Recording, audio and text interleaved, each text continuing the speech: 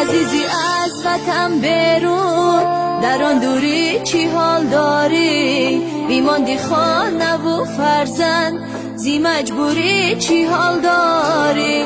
عزیزی از وطن برون، در آن دوری چی حال داری؟ بیماندی خانه و فرزند، زی مجبوری چی حال داری؟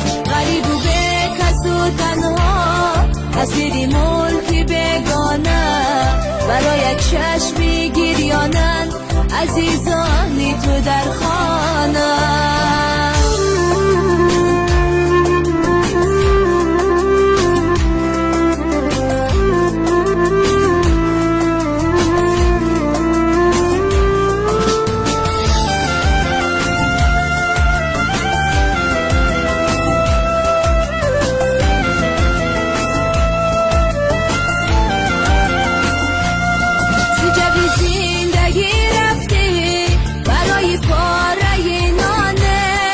پشتت ننگی مردانه، برای یک دو کف جانه، دیگه بی زندگی رفتی برای پاره نانه.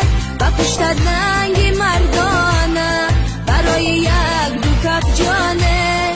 خیال یادی تو اینجاست، زینزم باز می آیی، از آن دوری در دالو نگاهی سخت و پزمانی. عزیزی از وطن برون، در آن دوری چی حال داری؟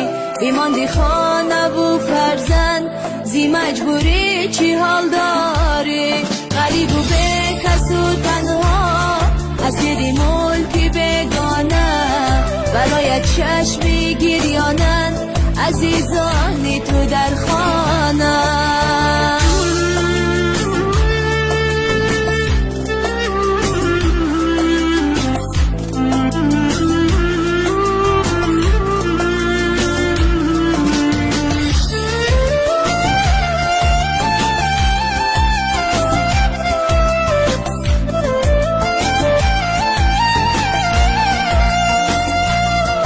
دوری بود در و دبار، بوی وفای تو دارد، عزیزم از غمی دوری، این دلم عشقی خون دارد.